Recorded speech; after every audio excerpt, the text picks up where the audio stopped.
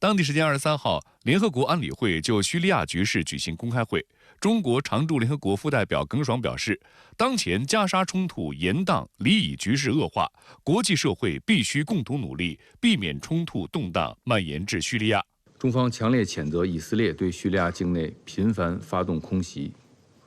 呼吁以方立即停止此类袭击，呼吁有关各方切实尊重叙利亚的主权、安全和领土完整，为维护包括叙利亚在内的地区国家稳定做出切实努力。外国军队必须结束在叙利亚的非法军事存在。中方代表指出，受近期里以局势影响，大量难民涌入叙利亚。中方赞赏叙利亚政府为接纳难民采取的一系列积极举措，呼吁国际社会采取统一标准，以零容忍的态度合作打击叙利亚境内的恐怖势力，防止其趁机作乱，给本已动荡不安的局势增添新的不稳定因素。再来关注中东局势，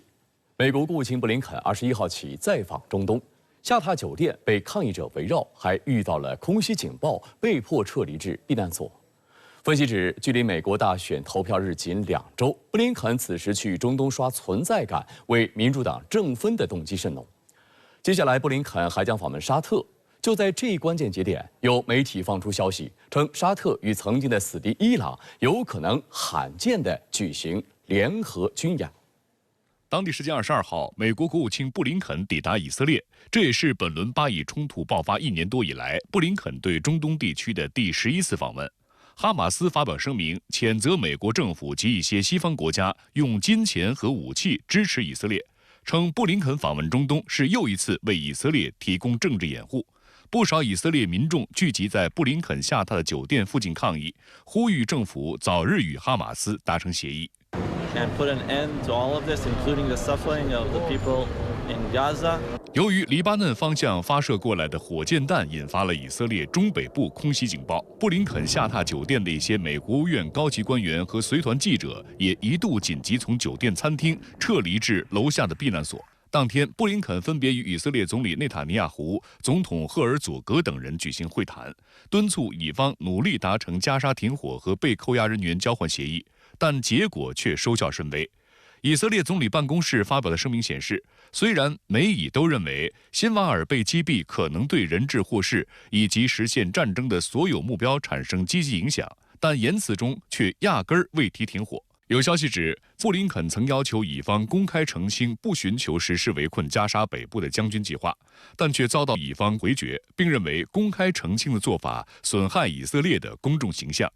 那这个应该是以色列所有整体的这个军事作战方案里面的一个部分。布林肯希望他能够公开澄清以色列的政策立场，但这一点又被内塔尼亚胡拒绝，因为他认为，假设他在这一点做一些公开的陈述，有损以色列的国家形象。之前，美国2份关于以色列准备对伊朗发动袭击的绝密情报被外泄，有传言称泄密者是美国国防部一名伊朗裔官员阿利亚纳。资料显示，阿利亚纳是国际政治研究学者，其父为伊朗知名哲学家德黑兰大学教授贾瓦德·塔巴特拜。在入职美国国防部前，他曾在北约组织、美国智库兰德公司等机构担任研究员。但是在22号记者会上，美国国防部发言人帕特赖德则对此澄清，称该传言并不属实。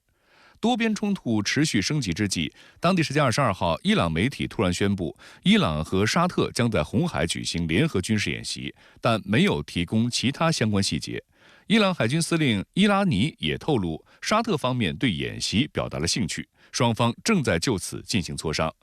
虽然沙特目前尚未证实这一消息，但如果消息成真，这将是2个中东老牌强国的首次联合军演。此前，伊朗和沙特断绝外交关系长达7年，在中国的斡旋下，2国达成了令人瞩目的和解，于去年4月恢复了外交关系。有舆论认为，眼见美国无力缓和中东地区紧张局势，当地时间10月22号下午，习近平主席在喀山克里姆林宫同俄罗斯总统普京举行会晤。今年是中国和俄罗斯建交75周年，也恰逢大金砖合作开局之年。中俄元首年内的第3度会面也备受各方关注。当地时间10月23号，国家主席习近平在喀山出席金砖国家领导人会晤期间，分别会见了伊朗总统佩泽西奇扬、埃及总统塞西和印度总理莫迪。